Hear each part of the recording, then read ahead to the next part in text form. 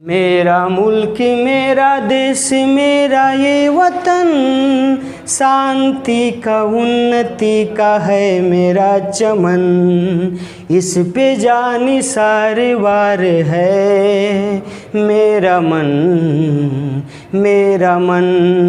ऐ वतन ऐ वतन ऐ वतन, जाने मन जाने मन जाने मन। ऐ वतन ऐ वतन ऐ वतन, जाने मन जाने मन जाने मन। तो दोस्तों, आज के चैप्टर में, आज के इस क्लास में, आज के इस वीडियो में हम आपके बीच में एक ऐसा चैप्टर लाने वाले हैं। लेकिन सबसे पहले आप देख रहे होंगे कि जो थंबनेल है, इस थंबनेल पर आपका बायोलॉजी अर्थात जीव विज्ञान के तहत ये जितना भी हम आपके बीच में अब तक चैप्टर देते आए हैं, टॉपिक देते आए हैं, और इसी जीव विज्ञान के तहत आज हम आपके बीच में एक नया टॉपिक, जिस टॉपिक का नाम है आपको डाइजेस्टिव सिस्टम, ठीक है, जिस टॉपिक का नाम है डाइजेस्टिव सिस्टम। आज के इस वीडियो में हम आपके बीच में डाइजेस्टिव सिस्टम अर्थात पाचन तंत्र का चैप्टर लेकर आया हूँ। डाइजेस्टिव सिस्टम, पाचन क्रिया क्या होता है, पाचन क्रिया के अंदर कौन कौन से सिस्टम भाग लेते हैं, पाचन क्रिया कैसे कैसे होती है, पाचन क्रिया की शुरुआत कहाँ से होती है, किस अवस्था में होती है, पाचन क्रिया का अंत कहाँ होता है, किस अवस्था में होता है, पाचन क्रिया का अर्थात जो पाचन होता है वह पूर्ण रूप से किसी भी पोषक पदार्थों का पाचन कहाँ होता है, किस अंग में होता है, ये मैं सब आपको इस वीडियो में लेकर आने वाला हूं। आपको इस वीडियो में बिल्कुल क्लियर रूप से बताने का काम करूंगा। लेकिन वहां तक हमको पहुंचने से पहले, शुरू करने से पहले, आपकी इस वीडियो में हम एक मोटिवेशनल कोड आपके समक्ष रखना चाहता हूं। जो मोटिवेशनल आपको कोड इस प्रकार से है, ठीक है, ये मोटिवेशनल कोड है, आपके बीच में स्क्रीन पर दिखाई दे रहा है मोटिवेशनल कोड, क्योंकि आप इसको ज़रा देख लें। पाना है अगर लक्ष्य को, फिर तो तुझे पढ़ना पड़ेगा। मेरे दोस्तों, आपको अगर किसी भी लक्ष्य को पाना होगा तो फिर सो करके नहीं, रातों को, नींद को बर्बाद करके, रातों के सुकून को हटा करके आपको सदैव लगातार कठिन से कठिन परिश्रम करके आपको क्या करना पड़ेगा, पढ़ना पड़ेगा। तो ये मोटिवेशनल कोड हम आपके बीच में लेकर आए, जो आपके समक्ष है। पाना है अगर लक्ष्य को, फिर तो तुझे पढ़ना होगा, रातों की सुकून वाली नींदों से। क्या? रातों की सुकून वाली नींदों से तुझे लड़ना होगा। दोस्तों, ये जो मोटिवेशन कोड है वो आपके बिल्कुल जीवन में एक ऊर्जा भरने वाली है। तो इन्हीं चीज़ों के साथ हम आगे की ओर बढ़ते हैं।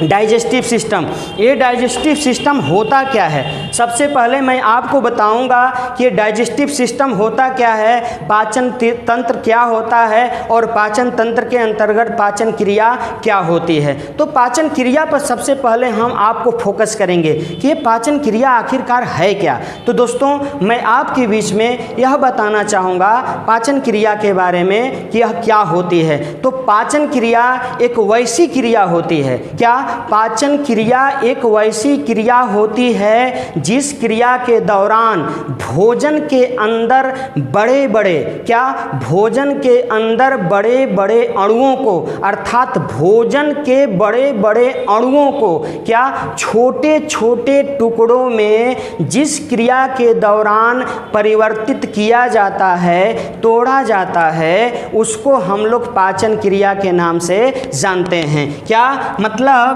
ये जो भोजन है, क्या है बाबू, ये जो भोजन है, भोजन के बड़े बड़े टुकड़ों को, ठीक है, छोटे छोटे टुकड़ों में तोड़ने की जो प्रक्रिया होती है, उसी को हम लोग क्या बोलते हैं, पाचन क्रिया के नाम से जानते हैं। उसे क्या कहते हैं? पाचन क्रिया के नाम से जानते हैं। मतलब ये कि विदाउट पाचन क्रिया के बिना कभी भी भोजन का पाचन संभव नहीं हो सकता है।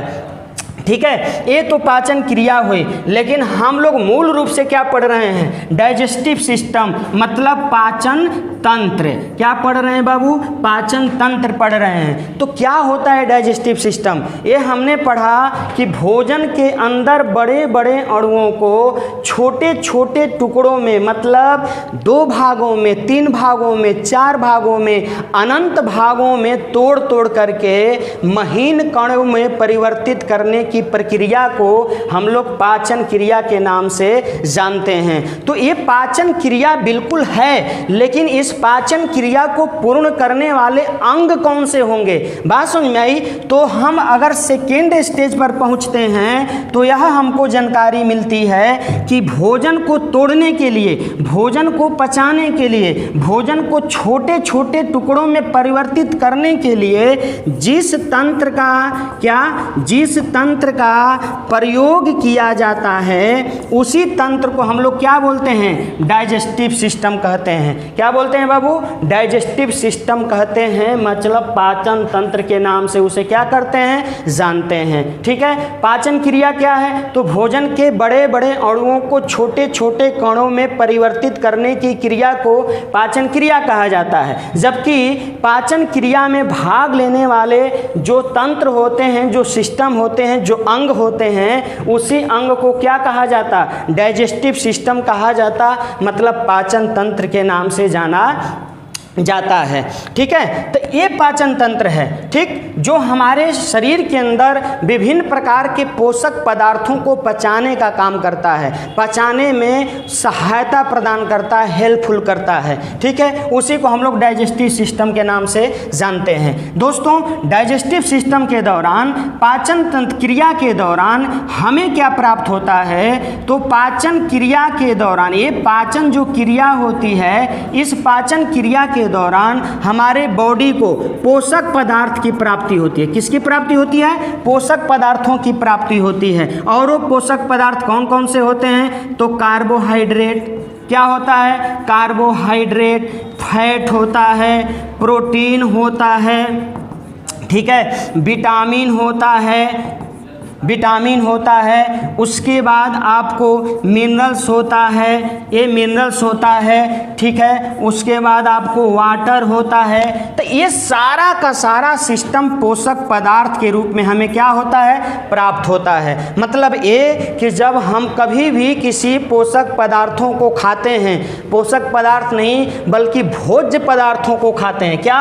भोज्य पदार्थों को खाते हैं। क्या है ये? भोज्य पदार्थ को खाते हैं। तब उस भोज्य पदार्थ को खाने के बाद जब हमारी पाचन क्रिया होती है, तब उस पाचन क्रिया के दौरान हमें पोषक पदार्थों के रूप में किसकी प्राप्ति होती है? तो कार्बोहाइड्रेट की प्राप्ति होती, फैट की प्राप्ति होती, प्रोटीन की प्राप्ति होती, विटामिन की प्राप्ति होती, मिनरल्स की प्राप्ति होती, वाटर की प्राप्ति होती। ये सारे के सारे पोषक पदार्थों की प्राप्ति होती है, जो एक स्वस्थ व्यक्ति के लिए, जो एक स्वस्थ व्यक्ति पुरुष के लिए, जीव के लिए बहुत जरूरी पोषक पदार्थ माना जाता है। तो आपने यह सोच लिया कि भाई हमने जो भोज्य पदार्थ खाया, तो सिर्फ भोज्य पदार्थ से पोषक पदार्थों की ही प्राप्ति थोड़ी होगी। तो ये बिल्कुल उस सस्पेंस में नहीं रहना है। हमें 2 पदार्थों की प्राप्ति होती है। क्या? हमें 2 पदार्थों की प्राप्ति होती है। किस क्रिया के दौरान? तो पाचन क्रिया के दौरान 2 प्रकार के पदार्थों की प्राप्ति होती है। तो एक पदार्थ तो हमने आपको पोषक पदार्थ दे दिया, और दूसरा जो पदार्थ होता है बाबू, वो आपको अवशिष्ट पदार्थ होता है। क्या? अवशिष्ट पदार्थ होता है। ये जो दूसरा पदार्थ होता है वो अवशिष्ट पदार्थ होता है। तो अवशिष्ट पदार्थ जो होता है वो मूल रूप से किस में परिवर्तित होता है? तो यूरिया एंड अमोनिया में। क्या? यूरिया तथा अमोनिया में परिवर्तित होता है। हम जो भी कुछ खाते हैं वो लास्ट में अंततोगत्वा जाकर के किस रूप में, किस अवशिष्ट पदार्थ में? तो यूरिया तथा अमोनिया के रूप में क्या हो जाता है? परिवर्तित हो जाता है। और वहीं यूरिया तथा अमोनिया हमारे प्राइवेट पार्टों के जरिए दूसरे रूपों में परिवर्तित होकर के समय समय पर क्या होता है? वह हमारे बॉडी से क्या होते चला चला जाता है, बाहर निकलते चला जाता है। लेकिन ये जो पोषक पदार्थ होता है, इस पोषक पदार्थ को हम बाहर नहीं निकालते, क्योंकि पोषक पदार्थों की आवश्यकता बॉडी से बाहर की नहीं बल्कि बॉडी की क्या होती है, अंदर की होती है। इसीलिए इन पोषक पदार्थों को हम क्या करते हैं दोस्तों, अपने बॉडी के अंदर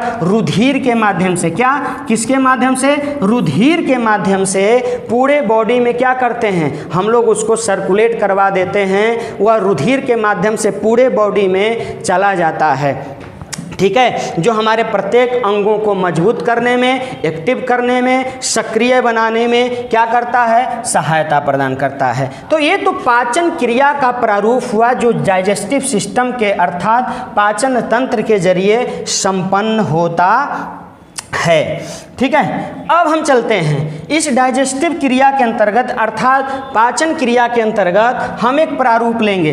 पाचन क्रिया की शुरुआत, क्या पाचन क्रिया की जो शुरुआत होती है वो आपको कहाँ से होती है, तो पाचन क्रिया की शुरुआत आपको मुख से होती है, ठीक है। पाचन क्रिया की शुरुआत कहाँ से होती है, मुख से। किस अवस्था में होती है, तो अम्लीय अवस्था में। अगर कोई पूछे कि पाचन क्रिया का अंतिम क्रिया अर्थात पूर्ण रूप से पाचन की क्रिया कहाँ होती है, क्या पूर्ण रूप से पाचन की क्रिया कहाँ होती है, तो जवाब आपको देना होगा छोटी आंत में। कहाँ, छोटी आंत में। और वो भी किस अवस्था में, क्षारीय अवस्था में। क्या, क्षारीय अवस्था में होती है, ठीक है। पाचन क्रिया की शुरुआत मुख से, अम्लीय अवस्था में। पाचन क्रिया का अंतिम क्रिया आपको छोटी आंत में, किस अवस्था में, तो क्षारीय अवस्था में होती है। अब हम चलेंगे इस डाइजेस्टिव सिस्टम के आगे।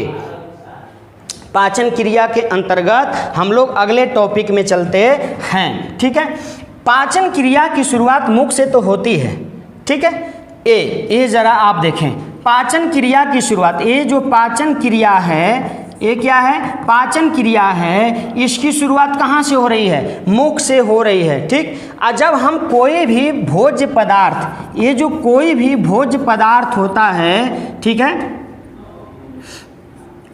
ये कोई भी भोज्य पदार्थ होता है तो इस सारे का सारे भोज्य पदार्थ जो होते हैं वो उनकी हम शुरुआत कहाँ से करते हैं, अपने माउथ से करते हैं, मुख से करते हैं, ठीक है। ये अपने मुख से करते हैं। और जैसे ही अपने मुख से करते हैं तो ये जो हमारे मुख में पोषक भोज्य पदार्थ होता है उसकी शुरुआत हमारे अंदर मुख से होती है, ठीक। और जितने भी भोज्य पदार्थों को हम अपने मुख में डालते हैं तो उसको क्या करते हैं, हम तोड़ते हैं, उसको महीन कणों में परिवर्तित करते हैं, ठीक है। तो उसको हम क्या करते हैं, महीन कणों में परिवर्तित करते हैं। यहाँ से सीधे उसको अपने ग्रास नली के माध्यम से धीरे धीरे धीरे धीरे आमाशय में ले जाया जाता है और आमाशय में हमारे पाचन की क्रिया पुनः प्रारंभ होती है। उसके बाद अगले भाग में जाती है। मतलब हमारे बॉडी का पूरा जो सिस्टम होगा, जो डाइजेस्टिव सिस्टम के रूप में काम करता होगा, उसी के जरिए हम अब अपने भोजन को क्या करते हैं, पचाने का काम करते हैं। तो ये तो डाइजेस्टिव सिस्टम के अंतर्गत पाचन की क्रिया हुई। लेकिन पाचन क्रिया में अनेक अंग भाग लेते हैं। क्या, कितने अंग, अनेक अंग। निम्नलिखित महत्वपूर्ण जो पार्ट होते हैं, जो तंत्र होते हैं, वो सारे के सारे सिस्टम हमारे बॉडी के अंदर पाचन क्रिया में क्या करते हैं, भाग लेते हैं। तो हम लोग चलेंगे उन अंगों के जरिए, ठीक है, कि वो अंग कौन कौन सा होगा। तो पाचन क्रिया का जो पहला अंग है हमारा, उसे हम लोग क्या बोलते हैं, माउथ कहते हैं। क्या, उसे क्या बोलते हैं, माउथ कहते हैं, मतलब मुख कहते हैं, ठीक है मेरे दोस्तों। उसे हम लोग पाचन क्रिया का जो भाग लेने वाला पहला अंग है पाचन क्रिया में, उसे हम क्या बोलते हैं, माउथ के नाम से जानते हैं, मतलब मुख के नाम से जानते हैं। मुख में, ये जो मुख है, इस मुख में भोजन की शुरुआत अर्थात पाचन की शुरुआत होती है। किसकी, पाचन की शुरुआत होती है। कहाँ पे, मुख में पाचन की शुरुआत होती है। तो किस अवस्था में, अम्लीय अवस्था में। किस अवस्था में बाबू,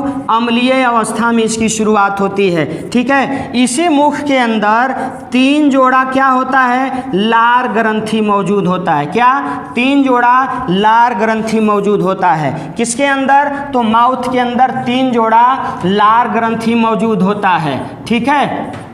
ये 3 जोड़ा लार ग्रंथि मौजूद होता है। ये जो यहाँ आपको दर्शाया गया है 3 जोड़ा लार ग्रंथि। और 3 जोड़े लार ग्रंथि में आपको फर्स्ट लार ग्रंथि है पैरोटीड लार ग्रंथि। क्या? पैरोटीड लार ग्रंथि। ठीक है। दूसरा आपको है सब मैंडी। क्या? सब मैंडिबुलर लार ग्रंथि। ठीक है। और तीसरा आपको क्या है बाबू?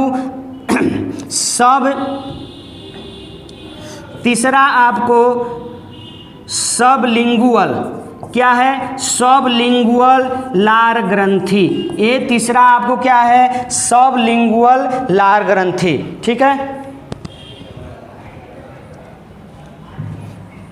तो मुख में हमने क्या बताया कि हम तो शुरुआत कर देते हैं मुख से भोजन पाचन की। तो मुख में क्या होता है? तो मुख में पाचन की क्या होती है? शुरुआत होती है। और इस मुख में पाचन की शुरुआत होती है किस अवस्था में? अम्लीय अवस्था में। मुख में कितनी जोड़ा लार ग्रंथि?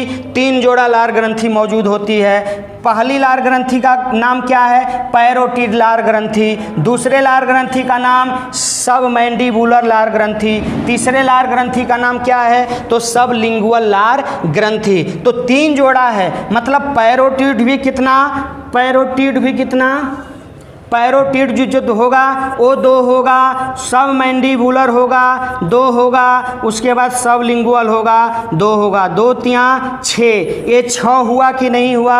मतलब 3 जोड़ा लार ग्रंथि मौजूद हुआ कि नहीं हुआ? तो ये 3 जोड़ा लार ग्रंथि हमारे माउथ में अर्थात गला में क्या होता है? मौजूद होता है। अब 3 जोड़े लार ग्रंथि का काम क्या होगा? क्या 3 जोड़े लार ग्रंथि का काम क्या होगा, उस पर हमको फोकस करना है। तो 3 जोड़े लार ग्रंथि का काम ये होता है कि मेरे दोस्तों इस लार ग्रंथि से प्रतिदिन, क्या? प्रतिदिन, ठीक है, 1 से 1.5 लीटर लार क्या होता है? स्रावित होता है। ठीक है। हमारे माउथ के अंदर, गले के अंदर जो मौजूद 3 जोड़ा लार ग्रंथि होती है, उस 3 जोड़े लार ग्रंथि से प्रत्येक दिन 1 से 1.5 लीटर लार क्या होता है? श्रावित होता है, मतलब उससे उत्सर्जित होता है, निकलता है। और यही लार जो होता है, लार का जो रासायनिक नाम होता है वो क्या होता है? टाइलिन होता है। लार का रासायनिक नाम क्या होता है? टाइलिन होता है। लार का पीएच मान यदि पूछेगा तो 6.7 के रूप में मौजूद होता है। लेकिन हम सबसे बड़ी चीज यहां देखेंगे कि आखिरकार लार करता क्या है, जिसका रासायनिक नाम टाइलिन, पीएच वैल्यू 6.7, मात्रा 1 से 1.5 लीटर। और यह स्रोत जो होता है वो लार ग्रंथि स्रोत इसका होता है। लेकिन लार करता क्या है? बात बिल्कुल स्पष्ट है कि जो भी हम पोषक पदार्थ, भोज्य पदार्थ अपने मुख में डालते हैं तो वो बिल्कुल सूखा पदार्थ होता है। लेकिन जब हम उसको, कड़ा पदार्थ होता है, ठीक है, रुखरा पदार्थ होता है, और जब हम माउथ में डालते हैं तो यही लार सर्वप्रथम उस भोज्य पदार्थ में, उस पोषक पदार्थ में मिल करके उसे क्या बना देता है? उसको बिल्कुल चिपचिपा बना देता है, बिल्कुल गीला बना देता है, जिसके जरिए हमारे उस ग्रास नली के माध्यम से, किस नली के माध्यम से? ग्रास नली के माध्यम से यह जो भोजन होता है धीरे धीरे कहाँ पहुँचता है? आमाशय में पहुँच जाता है। क्या? आमाशय में पहुंच जाता है। ठीक है। तो ये कंडीशंस हमारे बॉडी के अंदर, यहाँ जो ये लार ग्रंथि था 1 से 1.5 लीटर आपको लार स्रावित कर रहा है, तो यह भोज्य पदार्थों को, किसको? भोज्य पदार्थों को। ठीक है। तब भोज्य पदार्थों को यह जो लार होता है ना, वो लार क्या बना देता है? बिल्कुल चिपचिपा बना देता है, बिल्कुल मुलायम बना देता है, लसलसा बना देता है, जिसके जरिए यह जो भोजन होता है वो धीरे धीरे इस ग्रास नली के माध्यम से, क्या? इस ग्रास नली के माध्यम से क्या करता है? हमारे बॉडी के अंदर आमाशय में क्या करता है? पहुंच जाता है। कहाँ पहुंचता है बाबू? आमाशय में पहुंच जाता है। ठीक है। भोजन की शुरुआत मुख से होते हुए लार ग्रंथि की सहायता से धीरे धीरे कहाँ उतरा, ग्रास नली में उतरता है, और ग्रास नली में उतर करके आमाशय तक जाने में, मतलब यहाँ पेट तक आने में ये जो भोजन होता है ना, वो 7 सेकेंड का सिर्फ समय लेता है। कितने समय लेता है बाबू? ग्रास नली से होते हुए पेट तक जाने में जो भोज्य पदार्थ होता है वो कितने समय लेता है? मतलब 7 सेकेंड का समय लेता है इस ग्रास नली से आमाशय में जाने तक। इसीलिए यह नोटेड बिंदु हमारे सामने आता है कि ग्रास नली में कभी भी किसी भी प्रकार के भोज्य पदार्थों का पाचन बिल्कुल नहीं होता है, ठीक है, क्योंकि उसमें भोजन ठहरता ही नहीं है। जो पचाने का काम करता है वह आपको लार करता है। क्या? लार करता है। मतलब ये जो लार होता है वह भोजन के अंदर मौजूद होकर के उसको चिपचिपा, लसलसा, मुलायम, गीला तो बनाता ही है, लेकिन उसके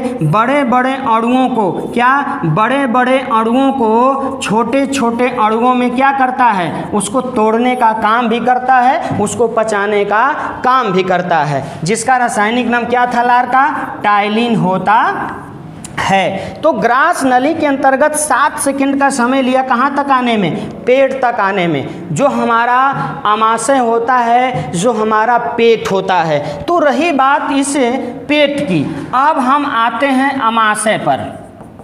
क्या? अमाशय पर आते हैं, ठीक है। तो अमाशय में होता क्या है दोस्तों? अमाशय में क्या होता है कि भोजन जब चला जाता है तो केवल 4 घंटे तक, अमाशय में जब भोजन चला जाता है, ये जो भोजन होता है, ठीक है, इसके जरिए जब यहाँ अमाशय में आ गया तो यह भोजन 4 घंटे तक क्या करता है? रहता है। कितने घंटे तक? 4 घंटे तक रहता है। किसमें? तो अमाशय में भोजन कितने घंटे तक? 4 घंटे तक रहता है। जब भोजन अमाशय में आ जाता है तो यह अमाशय भी अपने भीतरी दीवार से HCl, ठीक है, पेप्सिनोजेन तथा कोजिनोजेन, ये जो पाचक एंजाइम होता है, ये अमाशय की भीतरी दीवार से क्या होता है? निकलता है। और जब इसके अंदर से निकल जाता है तो ये जो HCl और पेप्सिनोजन जो होता है, क्या होता है? HCl तथा पेप्सिनोजन होता है, वो भोजन को क्या करता है? पचाता है। भोजन को क्या करता है? पचाता है। और जबकि ये जो कोजिनोजन होता है, ये क्या करता है कि दूध को, किसको? दूध को फाड़ने का काम करता है। क्या करता है बाबू? दूध को फाड़ने का काम करता है। कौन? कोजिनोजन। तभी तो आपने देखा है, आप बिल्कुल डिक्लेयर यहाँ समझें कि कोई भी पोषक पदार्थ जब अपने रूप से दूसरे रूप में परिवर्तित नहीं होगा तब तक आपको किसी भी प्रकार से एनर्जी देने का काम नहीं कर सकता है। उसी प्रकार ये जो दूध होता है, ये जो मिल्क होता है, वो क्या कर जाता है? फट जाता है।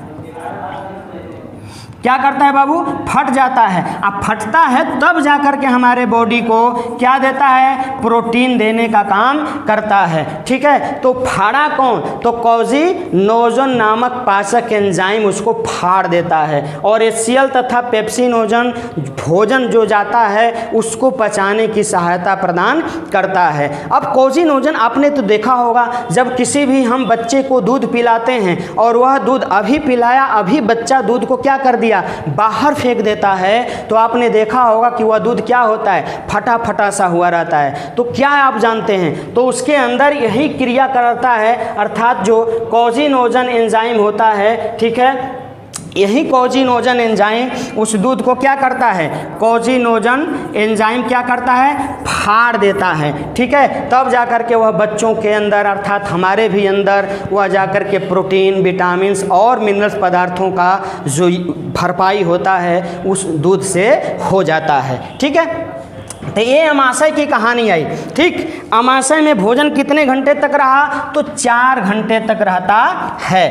अब जरा देखो, 4 घंटे के बाद, ठीक है, 4 घंटे के बाद आखिरकार यह भोजन जाएगा कहाँ? मतलब जो अमाशय में हो गया तो 4 घंटे के बाद यह भोजन कहाँ जाता है? तो 4 घंटे के बाद भोजन अमाशय से क्या कर जाता है? निकल जाता है। किससे? अमाशय से यह 4 घंटे के बाद भोजन क्या करता है? निकल जाता है।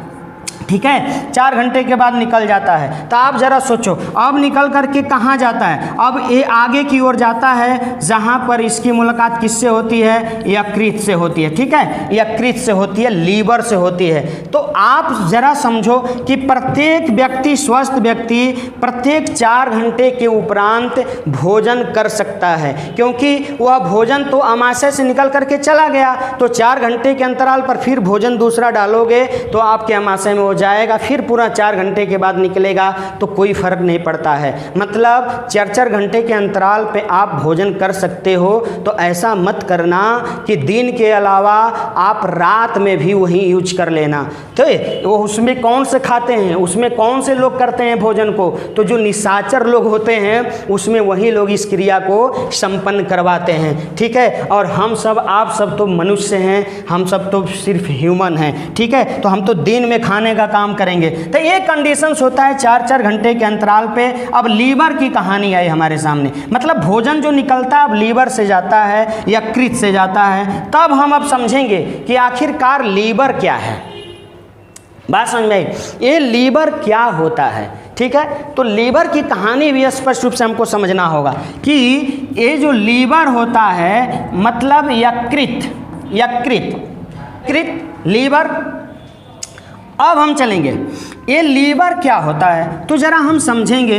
लीवर जो होता है वो मानव शरीर की, क्या? मानव शरीर की सबसे बड़ी ग्रंथि है। क्या? सबसे बड़ी ग्रंथि होता है। किसकी? मानव शरीर की सबसे बड़ी ग्रंथि होता है। कौन बाबू? लीवर, अर्थात यकृत। ये जो लीवर होता है लीवर के हेपेटिक सेल से, किस सेल से? लीवर के हेपेटिक सेल से, ठीक है, एक पदार्थ का उत्सर्जन होता है, अर्थात एक पदार्थ स्रावित होता है, जिस पदार्थ का नाम है क्या?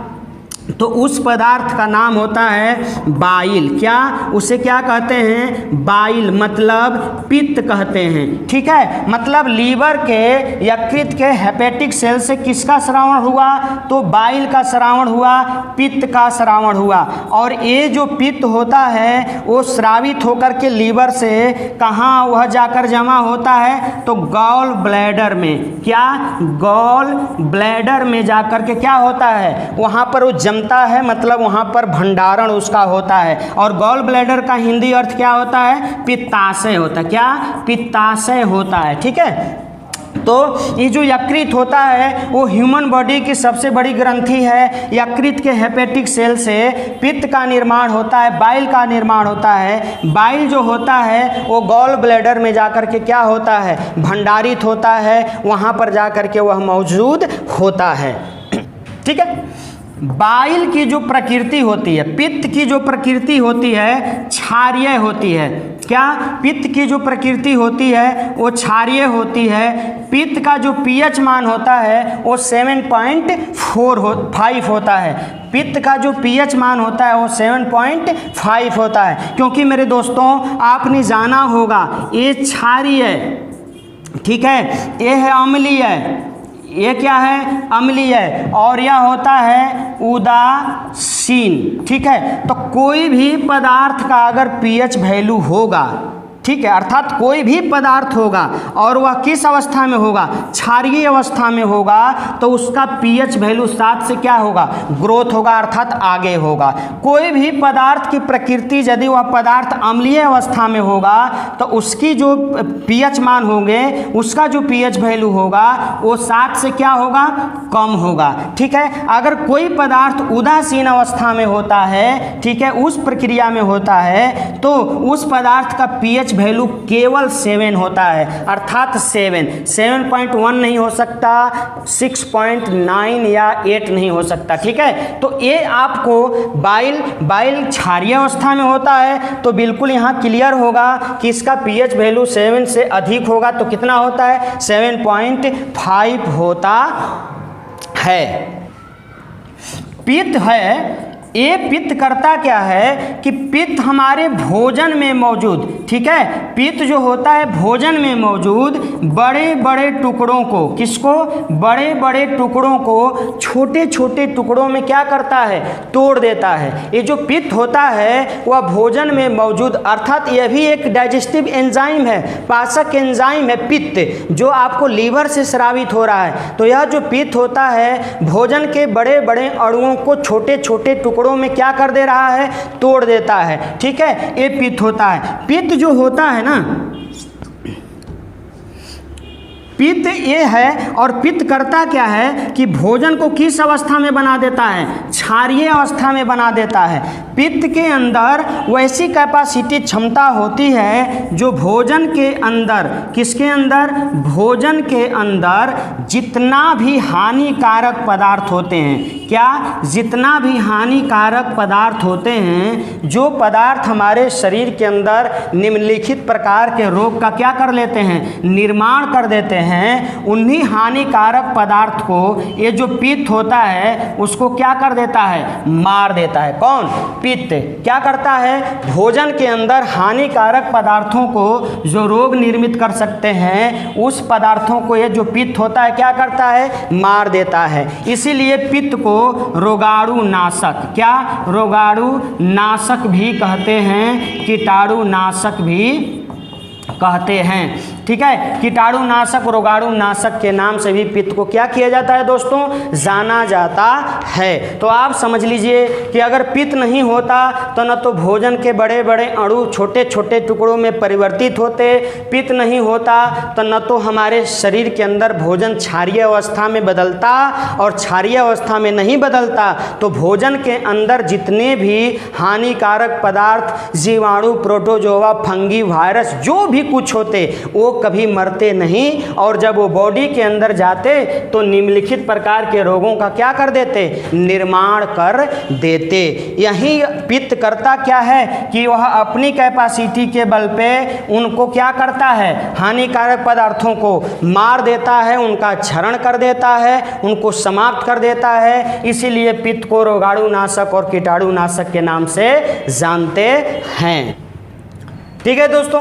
लीवर से, ये जो लीवर होता है इसी लीवर से, ठीक है, इसी लीवर के कोशिका से अर्थात लीवर के कोशिका द्वारा जो हमारे बॉडी के अंदर प्रोटीन के विखंडन से, किसके, प्रोटीन के विखंडन से जो अमोनिया अर्थात हानिकारक पदार्थ, जहरीला पदार्थ, इसे हम क्या बोलते हैं, जहरीला पदार्थ बोलते हैं। यह जहरीला पदार्थ जो अमोनिया होता है प्रोटीन के विखंडन से, ठीक है, इस अमोनिया पदार्थ को लीवर क्या करता है कि उसे कम जहरीला पदार्थ यूरिया में क्या करता है, बदल देता है। क्या करता है बाबू, बदल देता है, ठीक है।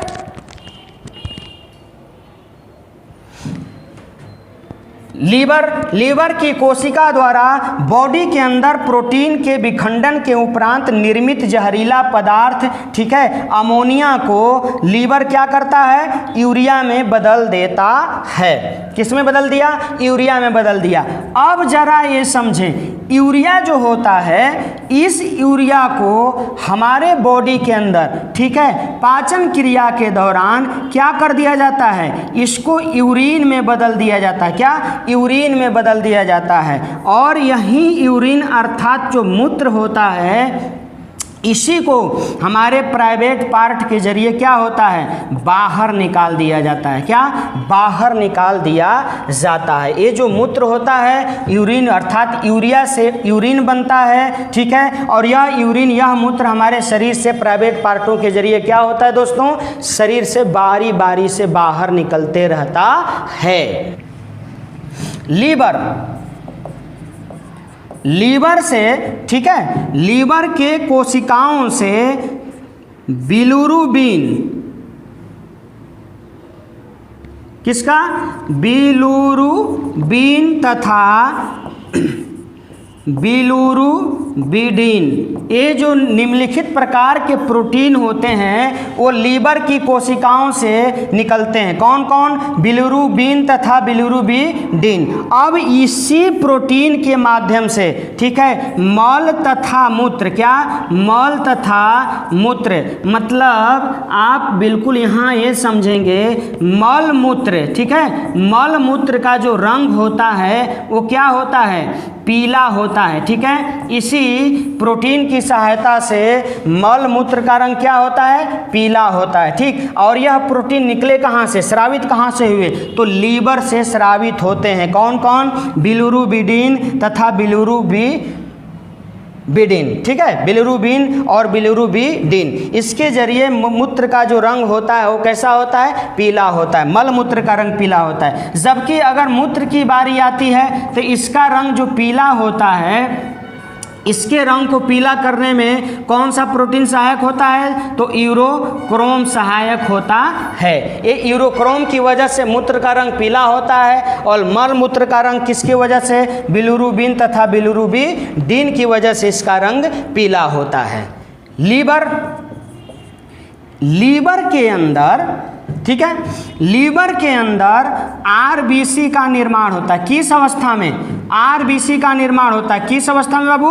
भ्रूणावस्था में। किसके अंदर? लीवर के अंदर आरबीसी का निर्माण होता है किस अवस्था में? भ्रूणावस्था में। अब आरबीसी के अलावा लीवर के अंदर डब्ल्यूबीसी, प्लेटलेट्स, किसका? प्लेटलेट्स, हेपेरिन, हिस्टामिन,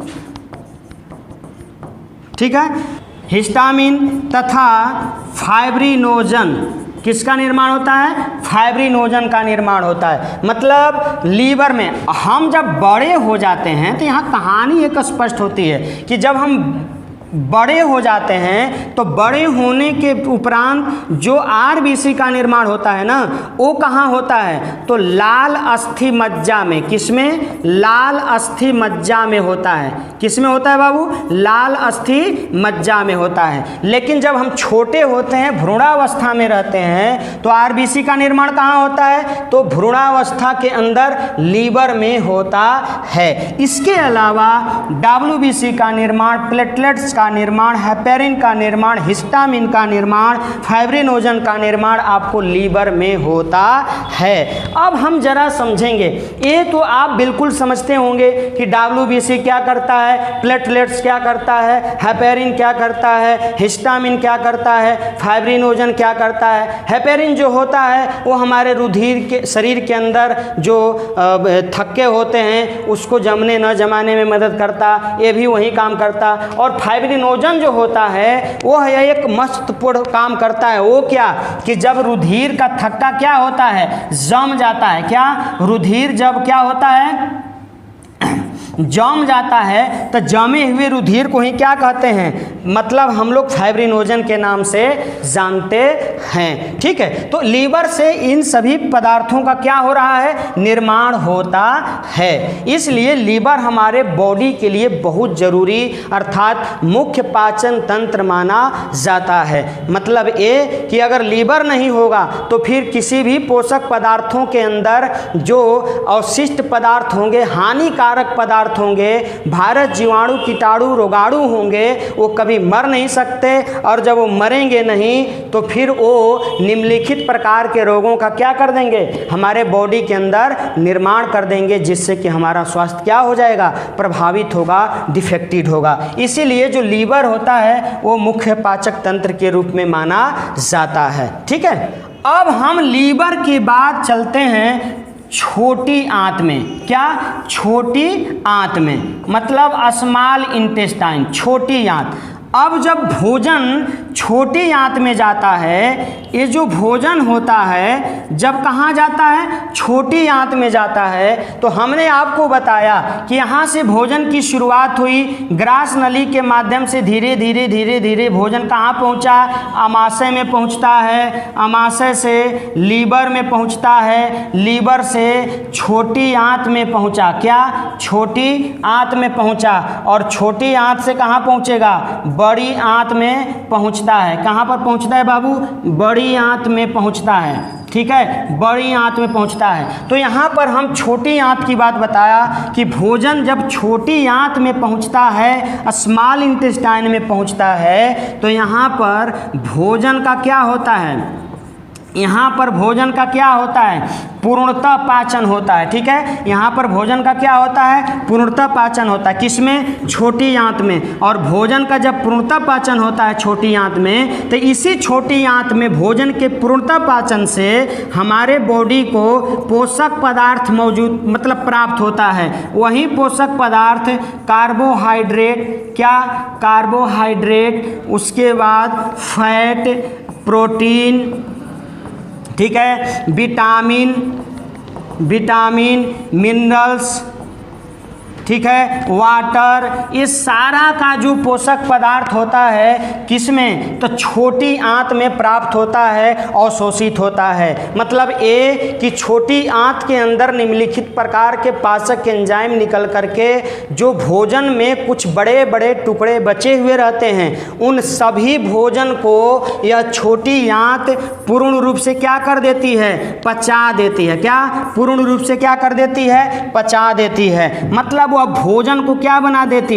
लुगधी नुमा बना देती। क्या? लुगधी नुमा बना देती है यह छोटी आंत। उस भोजन को बिल्कुल हलवे टाइप का और महीन कणों में क्या कर देती है? परिवर्तित कर देती है, बिल्कुल उसको लुगधी नुमा बना देती है। और जब लुगधी नुमा भोजन बन जाता है तो उसी लुगधी नुमा भोजन से ये जो हमारी छोटी आंत होती है वो अपनी कोशिकाओं के द्वारा उनमें से जैसे कि मान लो हम गन्ने का प्रयोग करते हैं और उसके अंदर से रस को ऑब्जर्व करके खुइया को क्या कर देते हैं? बाहर निकाल देते हैं। उसी प्रकार से हमारी छोटी जो आंत होती है उस लुगधी नुमा भोजन में से क्या करती है? कार्बोहाइड्रेट को, फैट को, प्रोटीन को, विटामिन्स को, मिनरल्स को, वाटर को, इन सभी पोषक पदार्थों को क्या करती है छोटी आंत? उससे ऑब्जर्व कर लेती है, उसको अवशोषित कर लेती है। और ऑब्जर्व करके यह छोटी आंत करती क्या है कि रुधिर जो होता है, क्या? ये जो रुधिर होता है,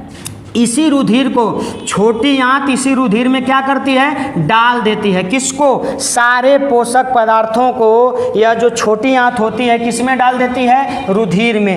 यही रुधिर इस सभी पोषक पदार्थों को क्या करता है? शरीर के सभी अंग तक, क्या? शरीर के सभी अंग तक उसे पहुंचाने में, उसे ले जाने में क्या करता है? सहायता प्रदान करता है। अगर आँख को विटामिन ए की आवश्यकता पड़ती है तो रुधिर हमारा छोटी आंत के माध्यम से विटामिन ए को ले जाता है। हमको मिनरल्स की आवश्यकता पड़ती है तो मिनरल्स को ले जाता है। विटामिन अन्न की आवश्यकता पड़ती है, उनको ले जाता है, ठीक है। उसके बाद प्रोटीन की आवश्यकता पड़ती है, प्रोटीन को। कार्बोहाइड्रेट की आवश्यकता पड़ती है, कार्बोहाइड्रेट को। फैट की आवश्यकता पड़ती, फैट को ले जाता है। बात समझ में आई मेरे दोस्तों? आंत है।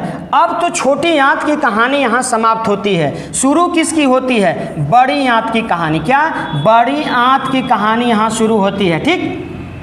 तो अब ये जो छोटी आंत है अब इस भोजन को कहाँ दे देती है? बड़ी आंत में दे देती। अब बड़ी आंत में जो भोजन आता है तो बड़ी आंत क्या करती है कि भोजन के अंदर, क्या?